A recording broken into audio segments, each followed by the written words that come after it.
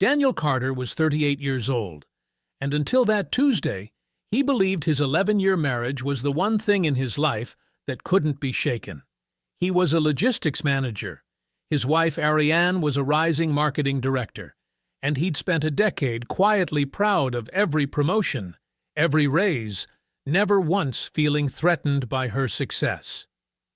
That week, she packed for a girls' trip to Miami, kissed him goodbye at the airport, and left him with nothing but a strange feeling he couldn't name. Then he found the receipt. A hotel suite. Booked for two. Paid from an account he'd never seen in 11 years of marriage. He called her college friend, the one Ariane claimed she was traveling with. She was home in Atlanta, confused, alone. Daniel didn't call his wife. He didn't scream, didn't cry, didn't send a single text. He booked a flight to Miami instead, divorce papers already forming in his mind. She had no idea what was already in motion, and it would start the moment he walked through that restaurant door. Before we jump into the story, comment where in the world you are watching from, and subscribe because tomorrow's story is one you need to hear.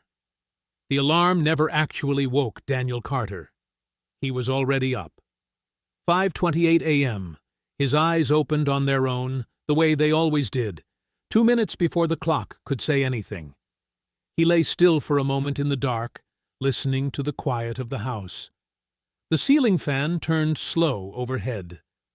Ariane breathed softly beside him, her dark hair fanned out across her pillow, one hand tucked under her cheek, the way she'd slept since the first night they ever shared a bed.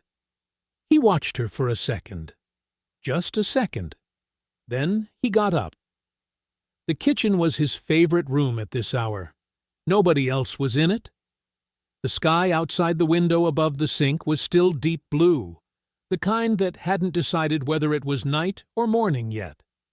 Daniel filled the coffee maker with the same measured care he gave to everything. 2 level scoops, cold filtered water, lid clicked shut. While it ran, he unfolded his gym clothes on the counter. Gray shirt, black shorts, white socks rolled together. He'd laid them out the night before, but he checked them again anyway. That was just how he was. He pulled up his work calendar on his phone while the coffee dripped. Tuesday, 2 project reviews before noon. A vendor call at 2. A team check-in at 4.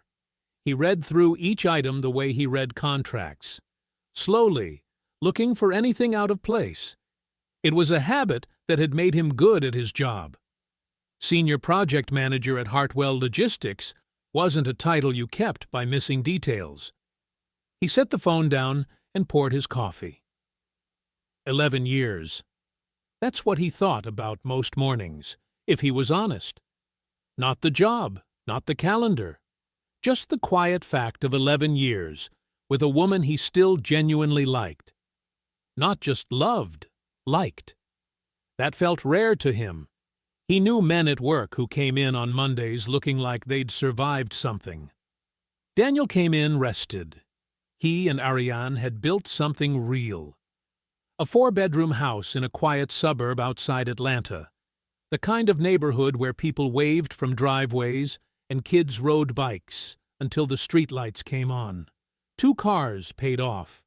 A savings account they were growing together, carefully, the way Daniel did everything, toward a dream home they'd bookmarked on a real estate site so many times the listing practically knew their names. He smiled at that, alone in his kitchen. Ariane came downstairs at 7, already dressed for the day. Blazer, heels, hair done. She was good at mornings when she needed to be.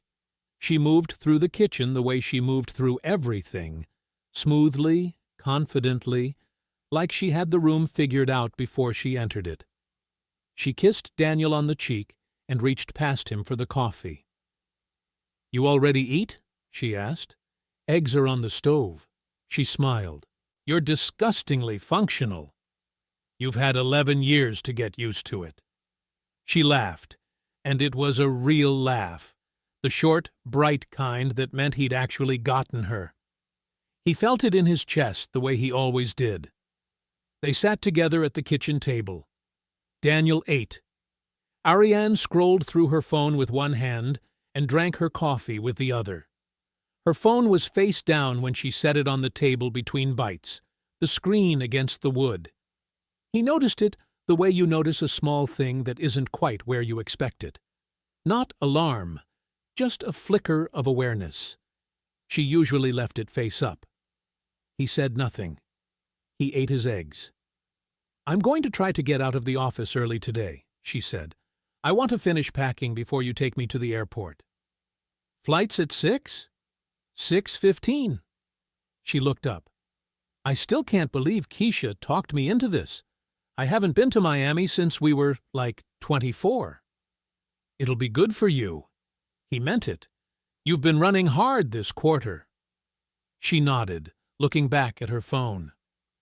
"Who else is going?" he asked. "You said Keisha. Anyone else?" She waved her hand loosely. "Just some of the girls from school.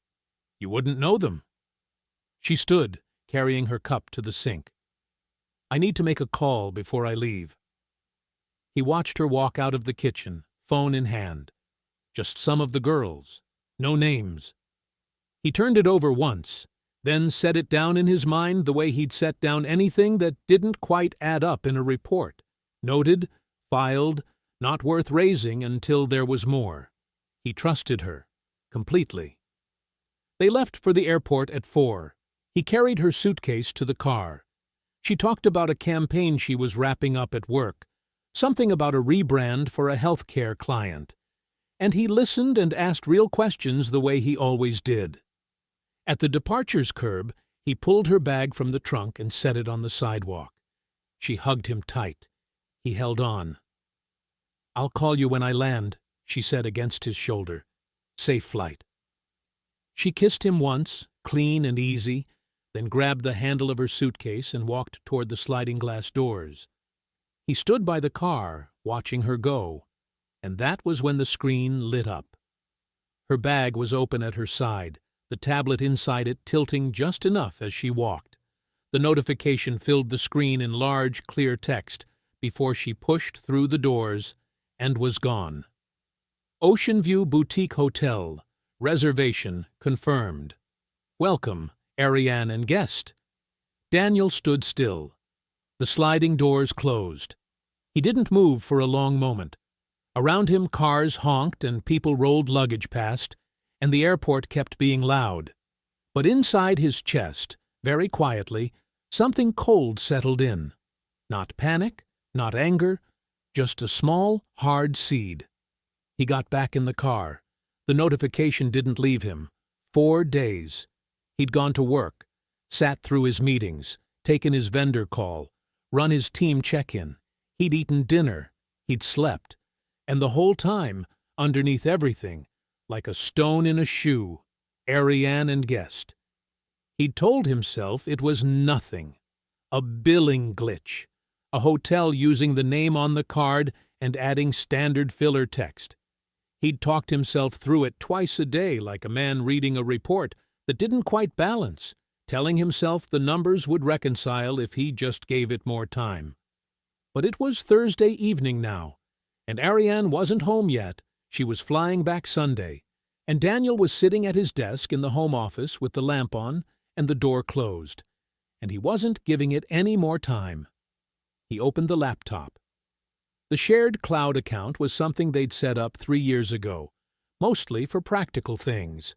Scanned documents, tax files, receipts they might need later. Ariane had her own personal folders in there that he'd never looked through, never felt the need to. He wasn't that kind of husband.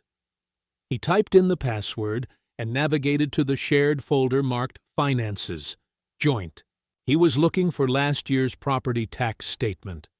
That's what he'd told himself on the way to the desk. That's the reason he'd opened the laptop. He found the tax document in under a minute. He didn't close the folder.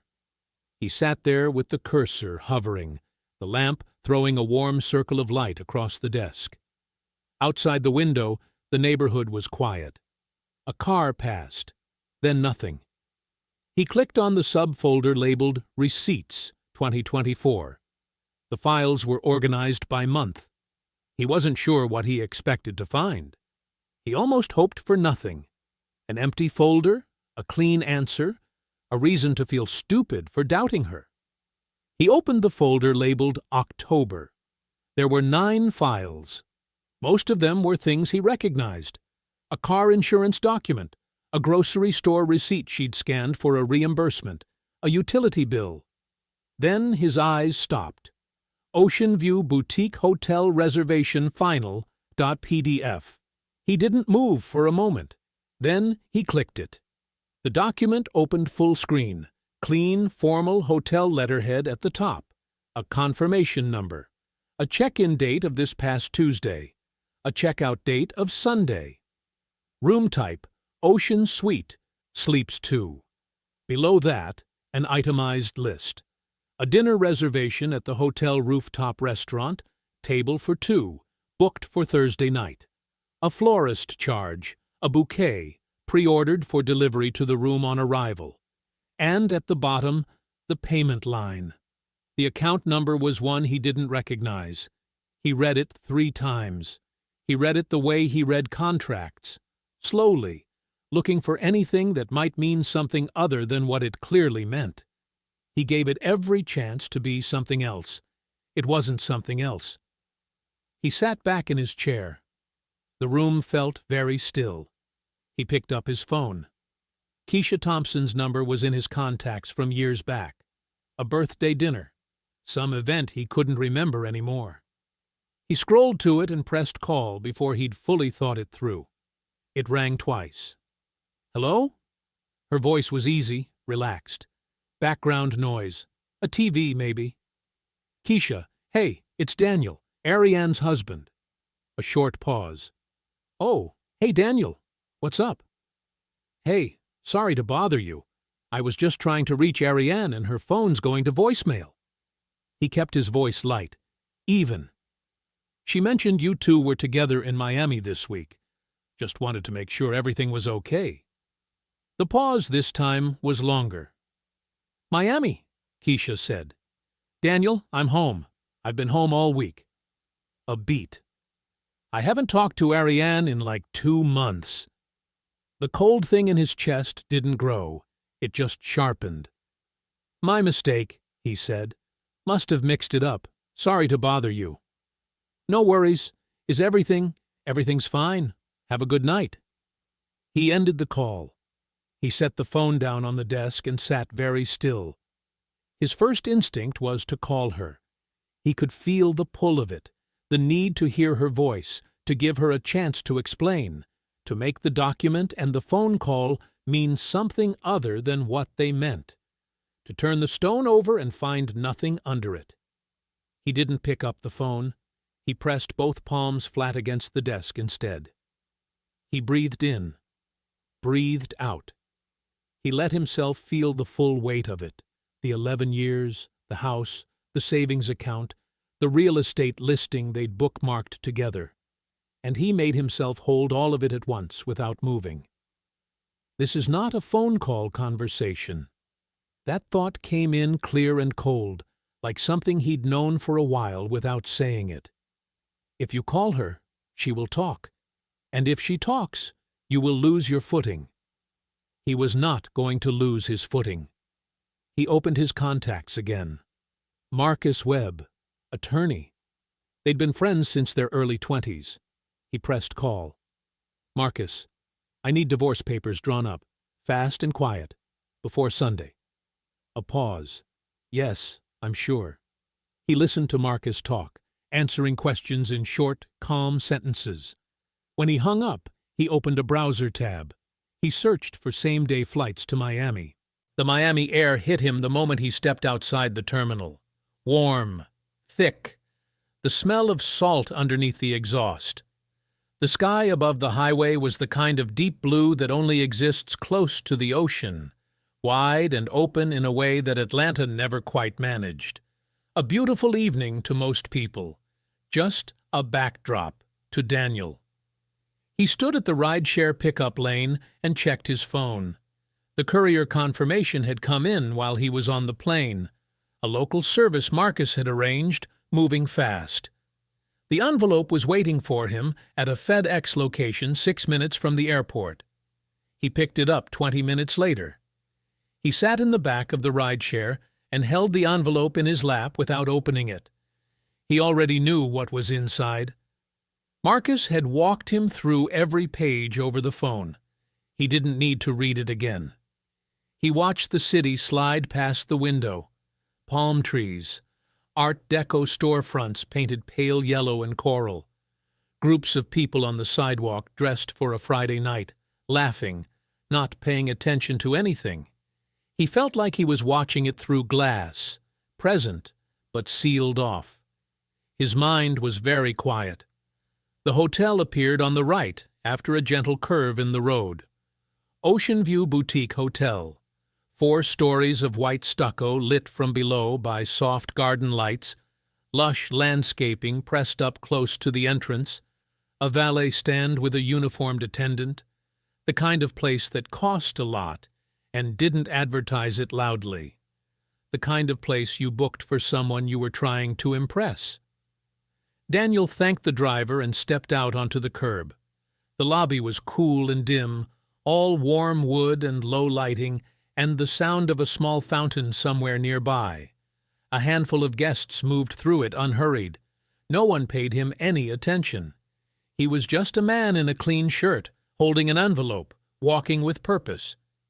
He stopped a passing staff member, a young woman with a lanyard and a polite smile.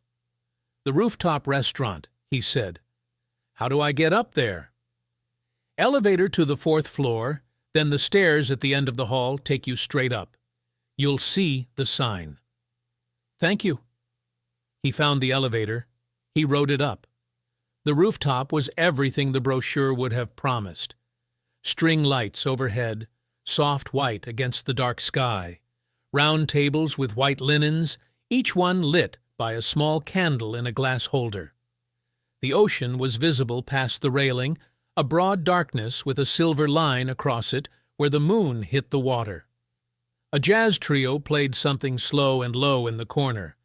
The whole place hummed with quiet, expensive romance. He stood at the entrance and let his eyes move across the room. It took him less than 10 seconds. She was sitting at a table near the railing, facing the ocean. She'd worn the blue dress, the one she'd bought last spring, the one she'd called her going-out dress. Her hair was down. She was laughing at something.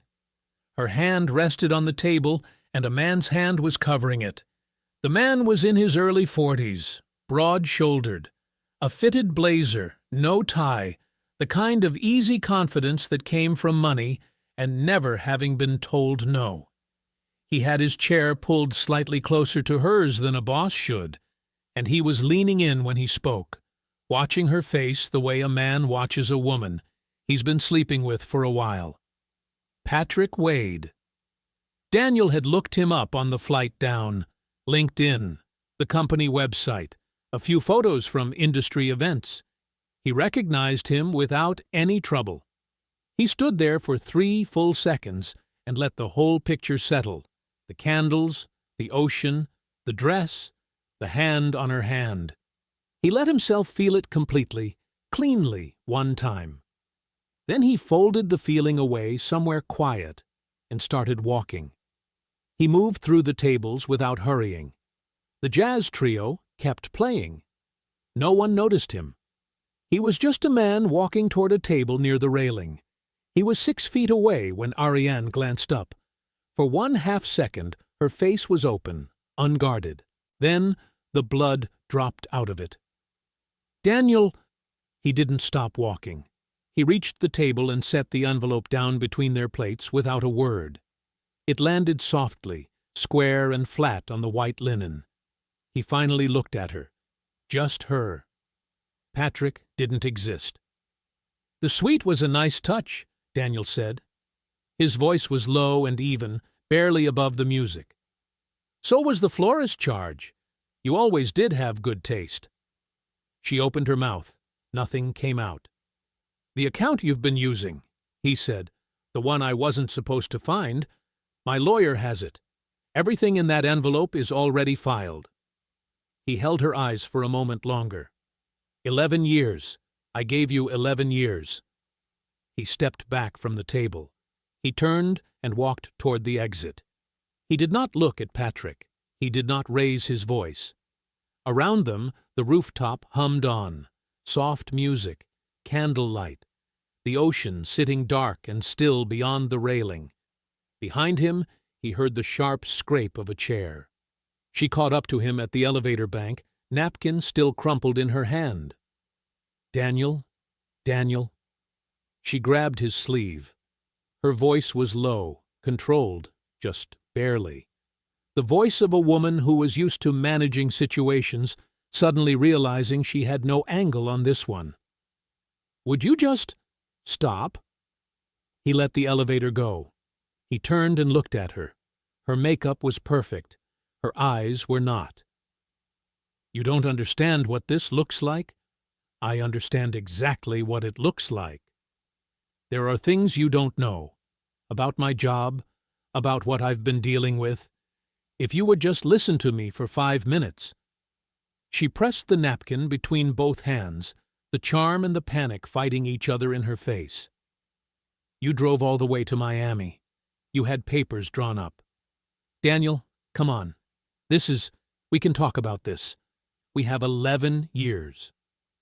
You said that, like it means more to you than it does." Her jaw tightened. She shifted, and her voice dropped half an octave, and the softness in it narrowed to something harder underneath, something calculating. "You go through with this, and it becomes a legal process? That means everything goes on the table. The house, the accounts, everything." He looked at her for a moment. Just looked at her. "Okay," he said. That was all. Just, "Okay." He turned and walked toward the stairwell. She followed, her heels sharp on the tile behind him. They went down 3 flights without talking, and he pushed through the lobby doors and out into the warm Miami night. The rideshare was already pulling up when he stepped off the curb.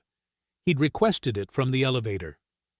Ariane came through the lobby doors behind him, stopping at the edge of the parking lot. The valet attendant glanced over, looked away.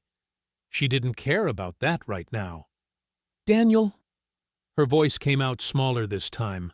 The hard edge was gone. What was underneath it wasn't exactly soft. It was desperate. "Please, just talk to me. Don't do this tonight." He stopped with his hand on the car door. He turned back one final time. She was standing under the hotel's garden lights, blue dress, hair down, arms crossed over her chest now like she was cold. She looked like a woman trying to figure out which version of herself could still fix this. There wasn't one. "You'll hear from my lawyer," he said. He got in the car. The door closed. The ride-share pulled away from the curb in a long, smooth arc, and through the window he watched her standing there in the parking lot, growing smaller, alone. He landed in Atlanta just after noon. The drive home from the airport was quiet. No music. Just the highway unspooling ahead of him, the familiar exits, the familiar skyline sitting low on the horizon under a white summer sky. He'd slept maybe 2 hours on the plane, shallow, restless sleep with his head against the window.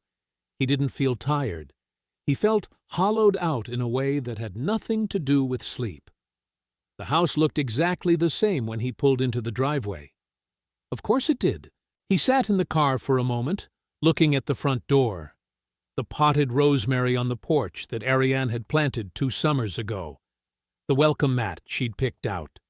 All of it just sitting there, ordinary and unchanged, like the last 3 days hadn't happened. He got out, carried his bag inside, and walked straight past their bedroom. He put his bag in the guest room. The guest room was clean and spare. A full-sized bed with a gray comforter, a small nightstand, a window that looked out at the backyard. He'd painted this room himself 4 years ago on a long weekend when Ariane was at a conference. He sat on the edge of the bed and pulled out his phone. Yolanda picked up on the second ring. "You're home?" she said. "Just got in." A pause. He could hear her moving, a door closing somewhere on her end. When she spoke again, her voice was quieter and more careful. "You okay?" "I need you to walk me through the divorce filing, what it actually involves, what I should be doing right now." Another pause, shorter this time. "I'll be there in an hour," she said.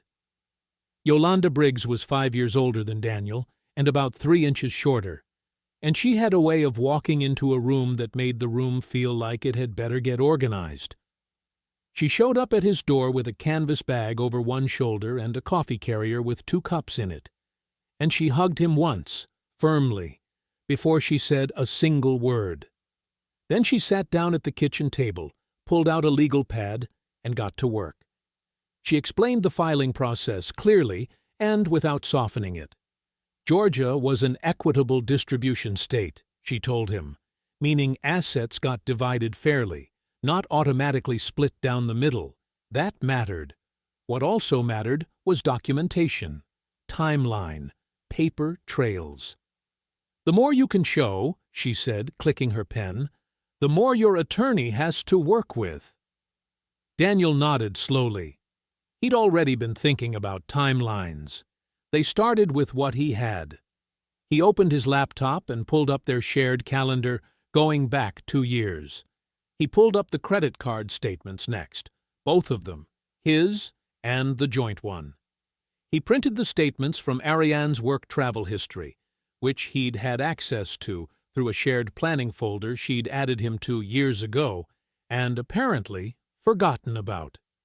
Yolanda spread everything across the table. They worked quietly. She read. He read. She used a yellow highlighter. He used a pen. Outside, the afternoon moved past the kitchen window, long summer light, the neighbor's lawnmower running somewhere down the street. Normal Saturday sounds in a neighborhood that didn't know anything was wrong. It took them about 40 minutes to see the pattern. "Here," Yolanda said. She tapped a line on the statement from 26 months ago, a hotel charge, a city. Then she moved her finger to a work calendar entry from the same week, a regional marketing conference. She went to that conference. He went to the same conference. Look at this. She slid a second printout across the table. Patrick Wade's name on a speaker list she'd found through a quick search on her phone. Daniel stared at it. "Go back further," he said. She did. They kept finding it. Not every month. Whoever had arranged it was careful. But the markers were there once you knew what to look for. Hotel charges in cities that matched her work trips. Dinner charges on nights she'd told him she was working late. A weekend in Savannah 11 months ago that she'd called a team retreat. He had no reason to doubt her. He'd never had a reason. Until he did. 2 years, he said. His voice came out flat and quiet. "At least." Yolanda set the highlighter down. "Probably closer to 26 months from what I can see here." He sat back in his chair. She let him sit with it for a moment. Then she said, carefully, "Daniel, look at the dates on this one." She slid a page toward him and pointed. He looked. The first cluster of overlap, the hotels, the dinners, the careful geographic matching, started almost exactly 3 months before Ariane's last promotion. He looked up. "Patrick was on the promotion committee," Yolanda said. She didn't say it like a question. Daniel remembered. Ariane had mentioned it once, casually, almost in passing. Patrick had championed her for the role. She'd been so grateful. He looked back down at the page. This wasn't a mistake. It wasn't a rough patch or a weak moment or something that had gotten out of hand. This was a structure, built quietly, over time, with him standing right next to it and never seeing the frame. He was quiet for a long moment. I need to understand the money, he finally said. All of it. The accounts, where things have been going. He looked at Yolanda. Is there someone who can actually trace that? Professionally? Yolanda nodded, already reaching for her legal pad.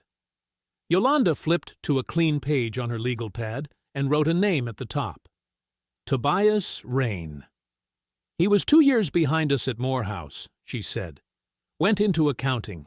He does forensic work now. Audits, fraud investigations, asset tracing. He's very good. She tore the page off and slid it across the table. Tell him I sent you. Daniel looked at the name. Then he folded the paper once and put it in his shirt pocket. Tobias Rain called back within 20 minutes of getting Daniel's message. His voice was even and professional, the kind of voice that didn't waste words. He asked 2 questions. What type of accounts were involved, and how far back did Daniel need him to go? Daniel told him.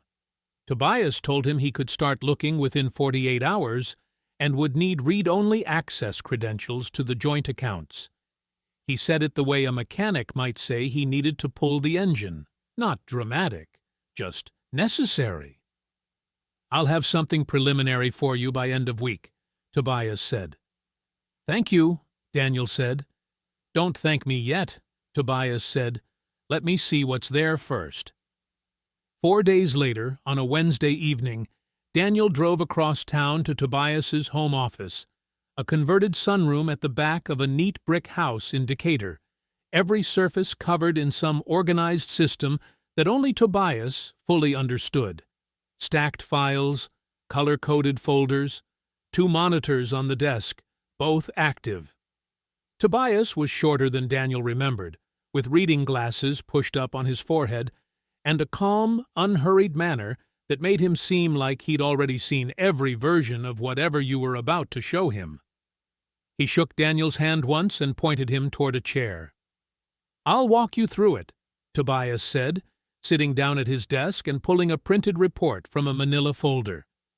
I want to show you what I found before I explain the methodology, because the numbers speak for themselves. Daniel sat forward. Tobias set the first page on the desk between them. It was a transaction log, clean and formatted, each line itemized.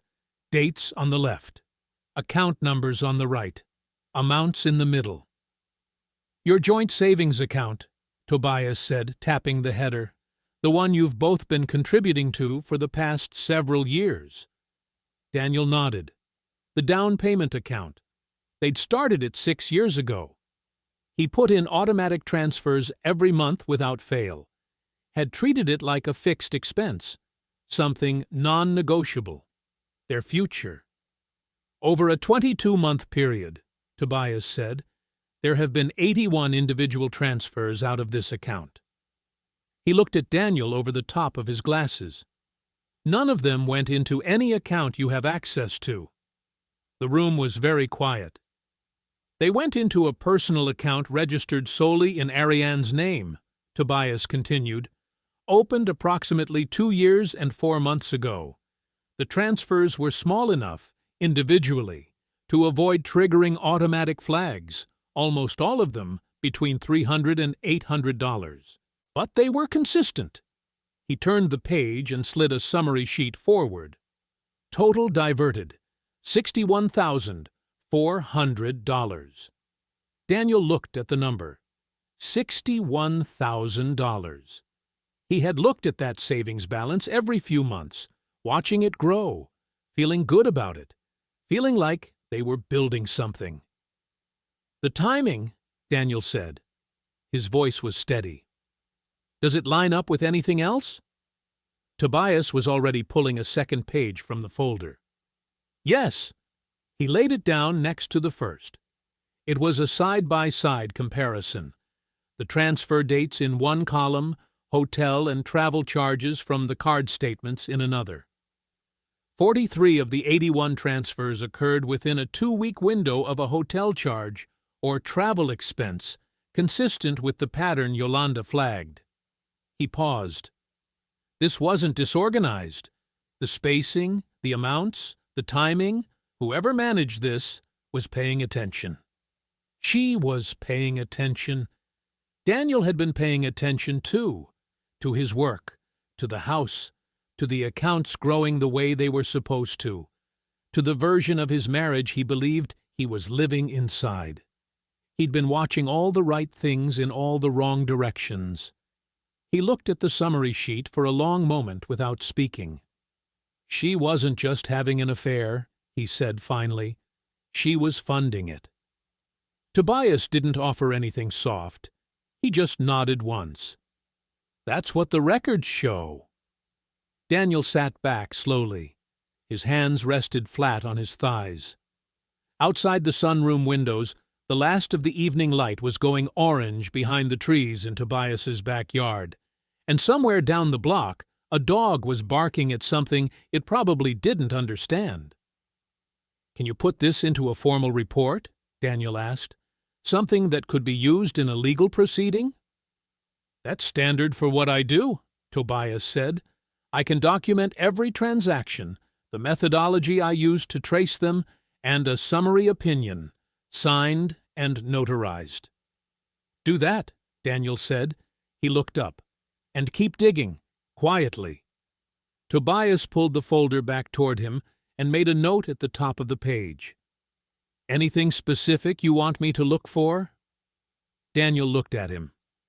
"Everything you can find on Patrick Wade." Daniel got home just after 9. He didn't turn on the television, didn't make food. He poured a glass of water, set it on the desk in the home office, and opened his laptop. He typed 2 words into the search bar. Patrick Wade. The results came back fast.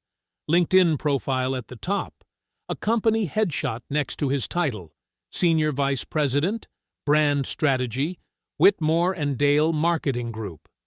The photo showed a man in his early 40s with a wide jaw, silver at his temples, and the kind of easy smile that came with never being told no. He looked like a man who'd been comfortable his whole life. Daniel clicked through slowly. 14 years at the same firm, a board seat on a local business foundation, a quote in an Atlanta Business Chronicle piece from 2 years ago about leadership and company culture. Daniel read that last one twice. "The people around you are your most important investment," Patrick had said. Daniel closed that tab. He moved to Instagram next, searching the name. Patrick's account was mostly public. Charity galas, golf courses, a company retreat photo from 18 months ago, and there, near the back of the group shot, stood Ariane, smiling with her hand on a colleague's arm. Patrick stood 6 feet away, looking directly at the camera, looking completely unbothered. Daniel studied the photo for a moment, then kept scrolling. He almost missed it. 3 rows down, a photo from a fundraising dinner. Patrick in a dark suit, his arm around a woman beside him. She was lean and brown-skinned, with natural hair pulled back and a simple silver necklace at her collarbone. She wasn't dressed to impress. She was just there, genuinely smiling, her hand resting lightly on Patrick's chest. There was nothing performed about her. She looked like a person who showed up because she wanted to, not because she needed to be seen. The caption said, "Good company, great cause, proud of this one." Tagged a Camille Ortiz RON. Daniel looked at her for a long moment. Then he clicked her name, Camille Ortiz Carter. Her profile was mostly private, but her bio was visible. ER nurse, Grady Memorial, dog mom, ATL. A handful of public posts showed up. A photo of her in scrubs at the end of what looked like a long shift, laughing at something off camera. A picture of a golden retriever asleep on a couch. A group shot from what looked like a hospital fundraiser, tagged with several co-workers. A short post from 3 months ago that just said, "Back-to-back shifts. Grateful for good coffee and good colleagues." She was still in Atlanta. She had no idea. Daniel leaned back in his chair and looked at the ceiling for a moment.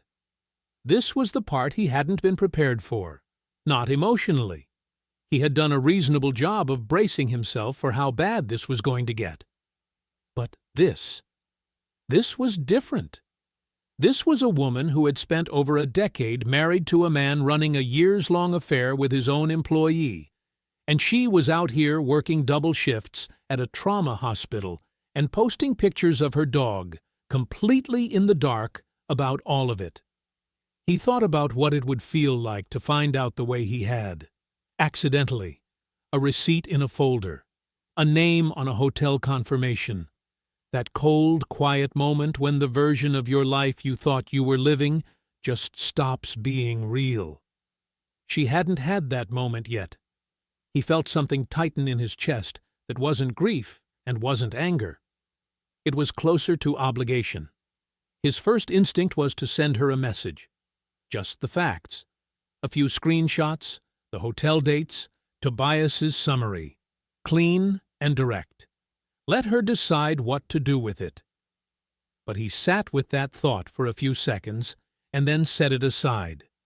A message she could dismiss. A message could look like an attack, like a jealous husband trying to blow up her marriage out of spite.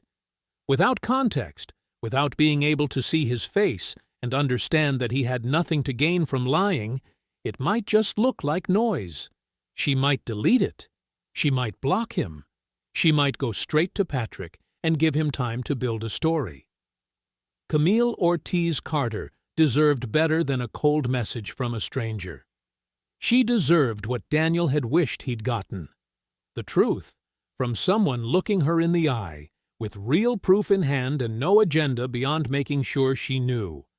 He opened a new folder on his desktop and named it simply Wade.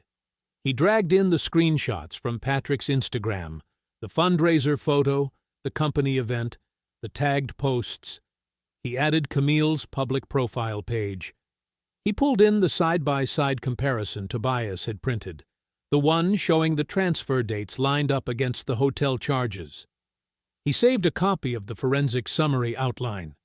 He went back through the cloud receipts, the boutique hotel confirmation, the dinner reservation, the florist charge, and added those too. Then he opened a separate document and started writing dates. When the affair likely started. When Ariane's promotion came through. When the account was opened. When the transfers began. A clean, factual timeline, nothing editorialized, nothing exaggerated.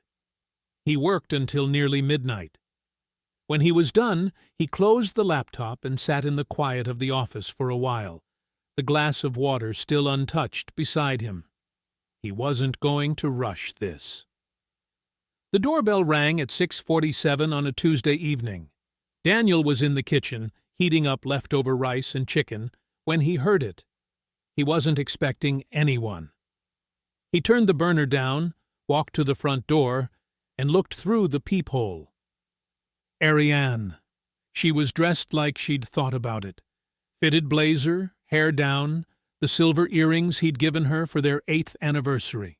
She looked composed from a distance, but her hands were clasped in front of her, and she kept shifting her weight from one foot to the other. Daniel opened the door. "You should have called," he said. "You wouldn't have answered."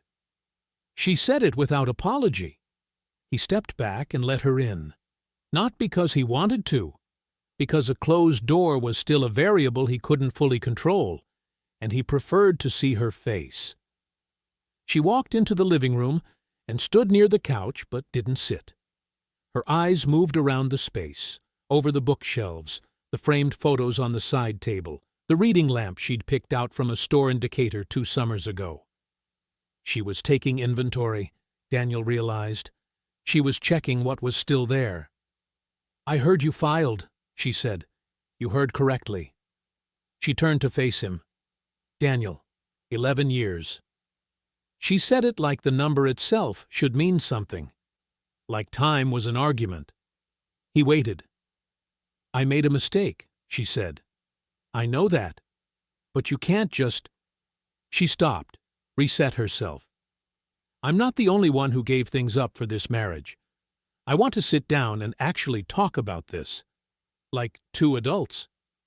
We're talking now, Daniel said. She looked at him for a moment, and something shifted behind her eyes. The softness pulled back a little. She sat down on the edge of the couch and crossed her legs. You know what the house is worth, she said. Her voice was still even, but it had a different weight to it now. And the savings. A contested divorce gets messy, Daniel, for both of us. I don't want that. That's good, he said. Simple is better. Then let's be reasonable. Sit down with the lawyers, work out something fair. She paused. Half is what I'm entitled to, the house included. You know that. He looked at her calmly. His face gave her nothing. You'll hear from my lawyer, he said. Her jaw tightened. She waited for him to add something, a threat, a crack in his composure, anything she could grab onto. He didn't give her any of it. She stood up. You're making this harder than it needs to be. I'm making it exactly as hard as it needs to be, Daniel said. She picked up her bag, and for just a moment, standing near the front door with the porch light coming through the window behind her, she looked like the woman he'd married, tired and trying and real. Then the moment passed. I'll be in touch, she said. Through my lawyer, he said. She left. Daniel stood in the quiet hallway until he heard her car pull out of the driveway. Then he walked back to the kitchen, turned the burner back on, and finished heating his food. He ate standing at the counter. He called Grandma Pearl at 8 o'clock. She picked up on the second ring, the way she always did, like she'd been expecting him. Baby, she said. Just that one word, and something in his chest loosened slightly.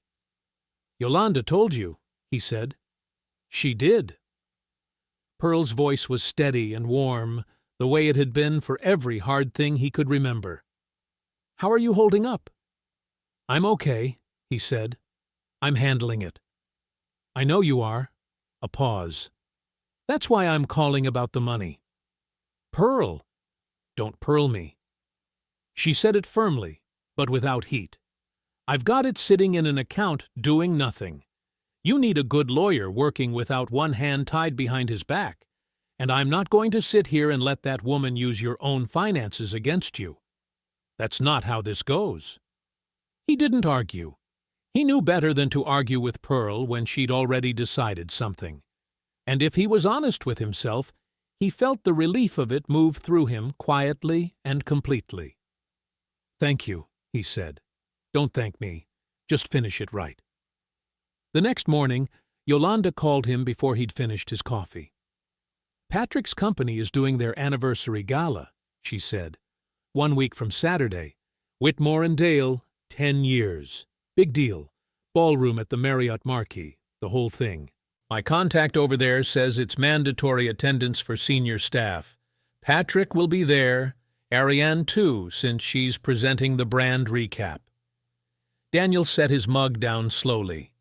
He saw it immediately, every piece, in the same room, on the same night. Who's your contact? He asked. Someone who owes me a favor. The point is, it's happening, and they both have to show up. Daniel was quiet for a moment. Then he said, I need Camille's number. He called her that evening. She picked up after 3 rings, cautious. Ms. Ortiz-Carter, he said. My name is Daniel Carter. I don't know if that name means anything to you, but I have information about your husband that you deserve to hear in person. I have documentation. I'm not looking for anything from you. I just think you should know. A long silence. When? She said. The coffee shop was small and tucked off a side street in Midtown, the kind of place that didn't get crowded on Thursday mornings. Daniel had picked it carefully. Corner table, good sight lines, enough background noise that a private conversation stayed private. He was already seated when Camille walked in. She was tall, with dark hair pulled back neatly and the kind of face that looked like it had been trained not to show too much. She wore scrubs under a gray zip-up jacket, which meant she'd come straight from a shift or was heading into one. She spotted him right away, walked over, and sat down without ceremony. "Daniel Carter," she said. "Thank you for coming," he said. She ordered a black coffee when the server came by. She wrapped both hands around the mug when it arrived and looked at him evenly. "Show me what you have." So he did. He opened the folder he'd brought, printed pages, organized by date. The hotel receipts from Miami. The charges from the boutique suite, time-stamped across 2.5 years. A handful of event photos he'd pulled from public company records showing Patrick and Ariane positioned together in ways that told their own story, close, familiar, comfortable in the way people only get when they've been keeping a secret for a long time. The forensic timeline Tobias had built, which laid out the travel patterns, the charges, the overlapping dates. All of it clean, all of it documented. Camille didn't make a sound while she read through it. She turned each page slowly, her face still, her jaw set. Only her eyes moved. Daniel watched her absorb it the way he imagined she absorbed bad news at work, taking it in fully, not flinching away from it, letting it be as bad as it was. When she reached the last page, she set it flat on the table and looked at the wall for a moment. 10 years, she said quietly. Not to him, just to the air. "I'm sorry," Daniel said. He meant it. She nodded once, very small, like she was filing the apology somewhere inside herself for later.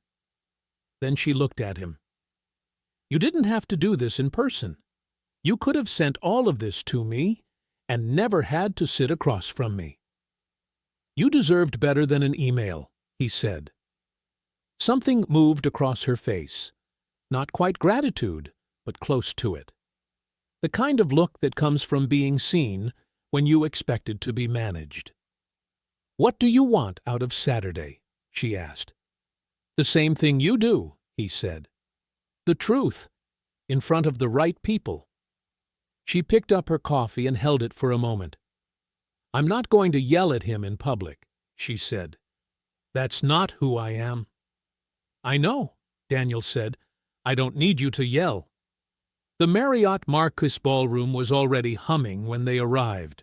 Warm light, round tables draped in white linen, a stage set up at the far end for remarks. Waitstaff moved through the crowd with champagne. A banner near the entrance read, "Whitmore and Dale, 10 years of excellence," in clean silver script. Daniel wore a dark navy suit. He walked in with Camille beside him, both of them calm, both of them certain. He spotted Patrick first. Patrick was near the bar, holding court with 3 colleagues, laughing at something, thick with ease and confidence. His company? His night? He hadn't seen them yet. Then Patrick's eyes swept the room, the way people do when they're comfortable, and landed on Camille. The laugh didn't die immediately. It just thinned. Camille walked straight toward him. Daniel stayed close until she reached the edge of Patrick's small circle. Then he stepped back to give her the floor. He watched from 6 feet away. She didn't rush. She set her clutch on the bar and looked directly at her husband with the kind of stillness that made people go quiet around her without knowing why. The colleagues sensed it. The conversation tapered off. "Patrick," she said simply. And then, calm and clear and completely without drama, she started speaking. Names, dates, places, the boutique hotel, the florist charges, Ariane's name, stated plainly, without emotion. She was concise and precise and devastating, in the way only truth can be. She wasn't performing. She was just saying what was. Patrick's color drained. He moved toward her, lowered his voice. "Camille, this isn't—" "Don't," she said. 1 syllable. He stopped. The colleagues had gone completely still. Daniel didn't watch for long.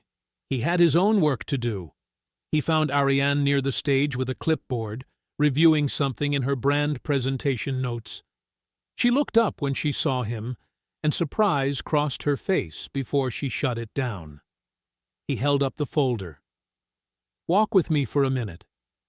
She followed him to a quieter corner near a partition wall, away from the main crowd. He opened the folder and handed her the top document, Tobias's completed forensic report. 8 pages, every transfer, every amount, every date. She took it. Her eyes moved down the first page, stopped, moved again. "This documents every dollar moved out of our joint accounts over the past 26 months, Daniel said quietly. Tobias Rain prepared it. He's a certified forensic accountant, and his name and license number are on the cover page. If our settlement goes to a fight, this goes to a fraud investigator." Ariane's face had gone pale. "Daniel, I'm not angry," he said. "I'm done. Sign the settlement as written, fast and clean. The house, the joint assets is documented. You walk away, and this report stays in a folder." She looked up at him.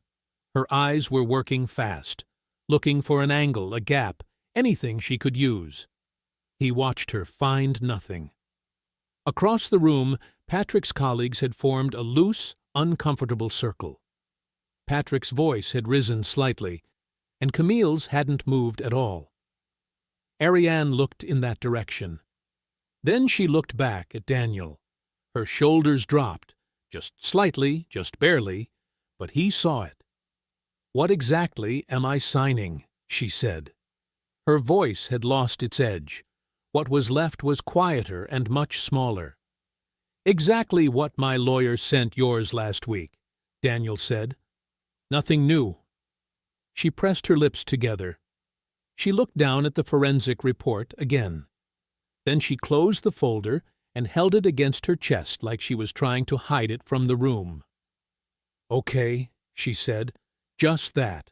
No negotiation, no performance." The word came out flat and empty, like something deflating. Across the ballroom, Daniel saw a man in a gray suit approach Patrick from the side, unhurried, deliberate, carrying the practiced calm of someone with institutional authority. He leaned close to Patrick's ear and said something low.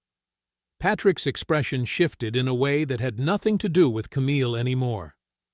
The man in the gray suit was David Hensley. Daniel recognized him from the company's website, Director of Human Resources, Whitmore and Dale. Patrick glanced once in Daniel's direction, as if he already knew the two things were connected. Daniel didn't look away. The call came on a Tuesday.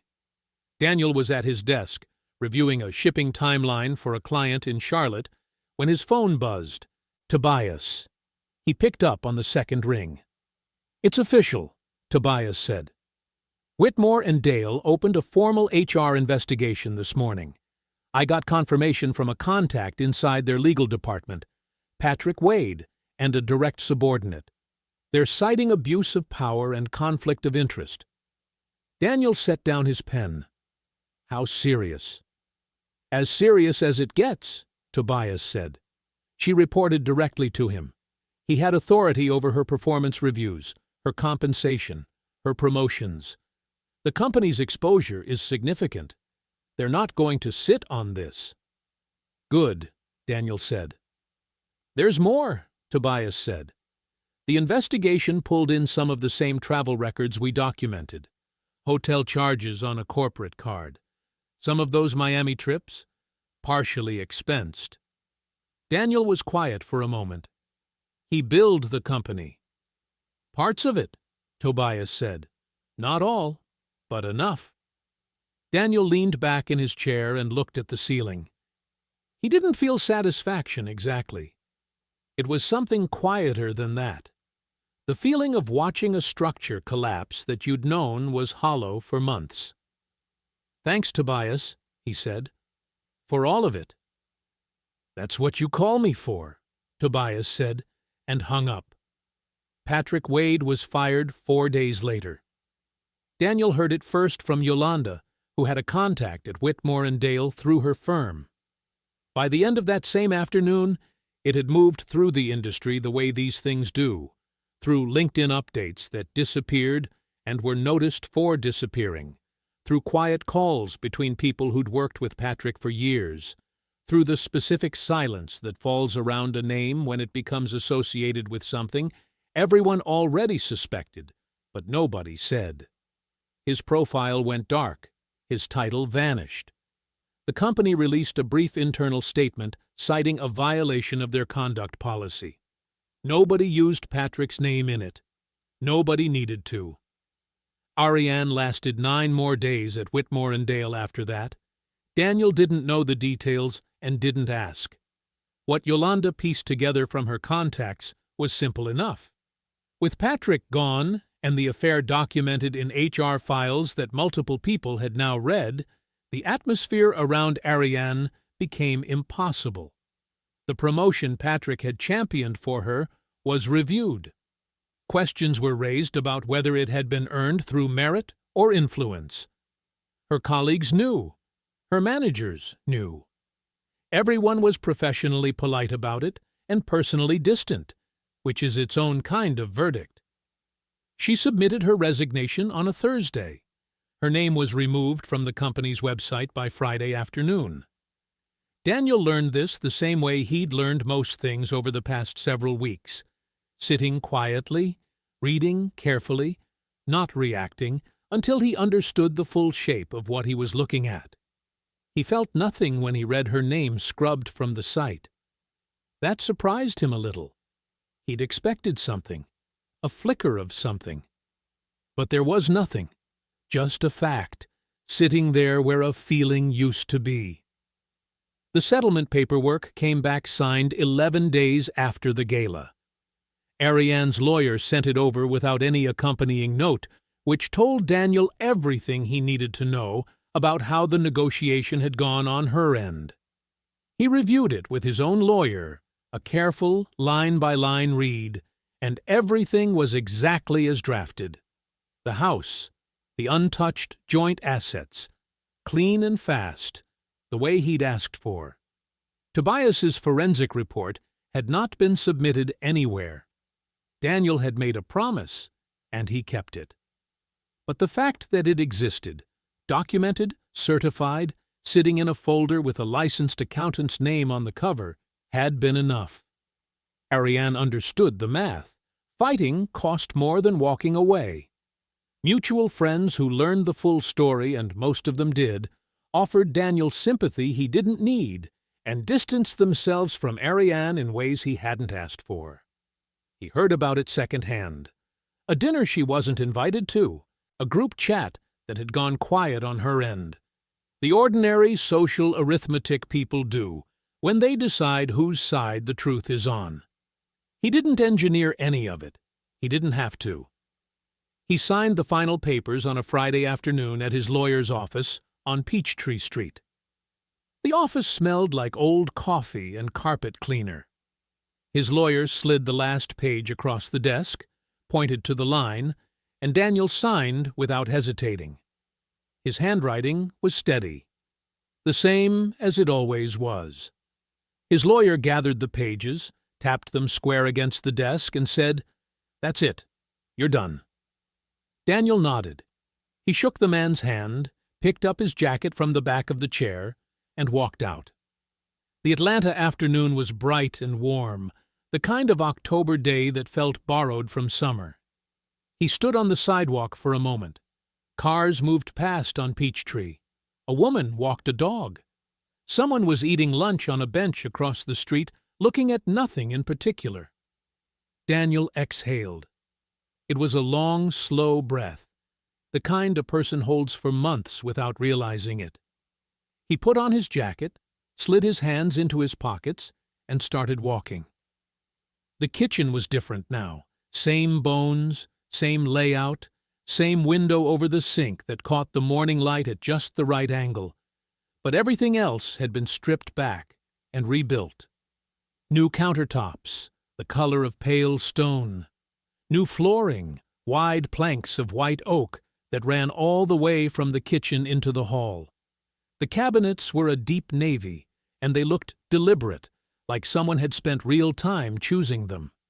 Someone had. Daniel had spent 3 weekends choosing them. He stood at the counter with his coffee and looked at what he'd made of the place, not what they'd made. What he'd made. That distinction had stopped stinging a long time ago. It was just a fact now, like the square footage and the address. He took a slow sip, set the mug down. The rest of the house had the same feeling, familiar but cleaner, like a sentence that had been rewritten until it finally said what it meant. The guest room he'd slept in for months after Ariane left was now an office, neat and organized, shelves lined with client folders and a whiteboard along one wall covered in project timelines. The master bedroom had a new bed frame, new bedding, a reading lamp on the nightstand with a book he was actually getting through. Small things. But small things are what a life is made of. His first client call of the morning came in at 8:15. He took it standing at his desk, coffee still warm. A distribution company out of Nashville, referred to him by Camille, not directly, but through a friend of hers whose brother ran the operation and had been struggling with a tangled regional shipping contract. Camille had passed Daniel's name along without being asked to. That was how she was. She didn't make a production of things. She just did them. They'd stayed close, the two of them, in the way that people do when they've shared something that most people never have to go through. Not romantically, just genuinely. She sent him a text every couple of weeks. Sometimes it was a referral.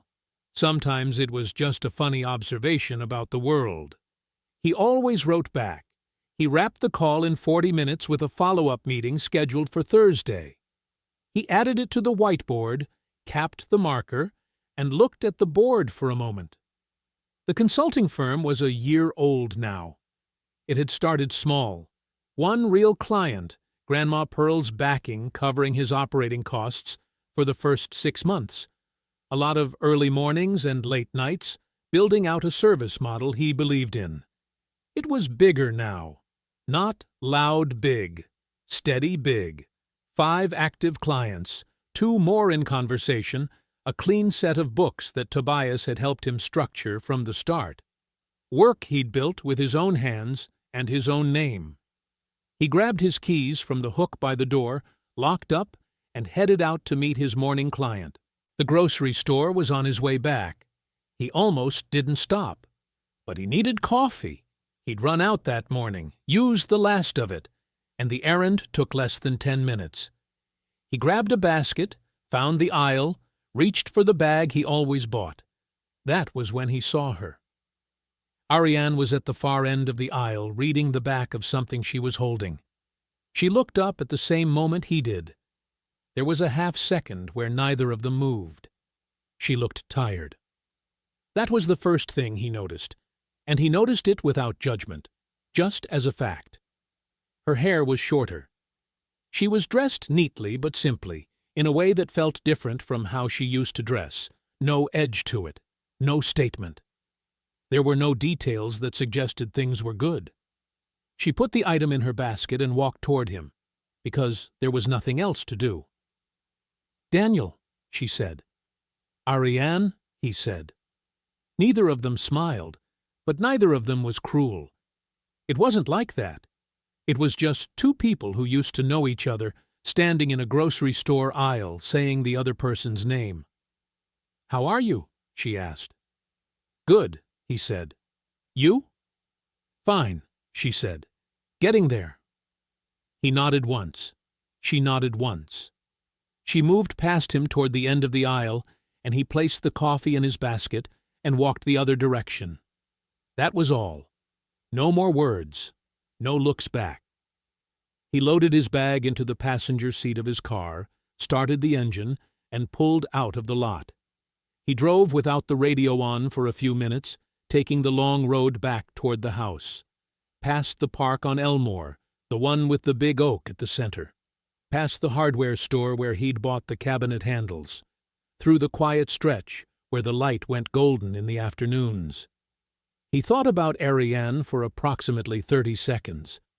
Then he thought about Thursday's meeting and whether he had the right intake template ready. There it was, the whole thing, plain as anything. He hadn't beaten her. He hadn't needed to. He had simply waited and worked and refused to let his pain make his decisions for him. Patience had never looked like much from the outside, but he knew now, fully and finally, that it had been the sharpest weapon he'd ever used. He turned onto his street and drove the rest of the way home. I hope you enjoyed that one. Be sure to like the video and subscribe so you don't miss the next story. I've picked out 2 more for you that I think you'll really like.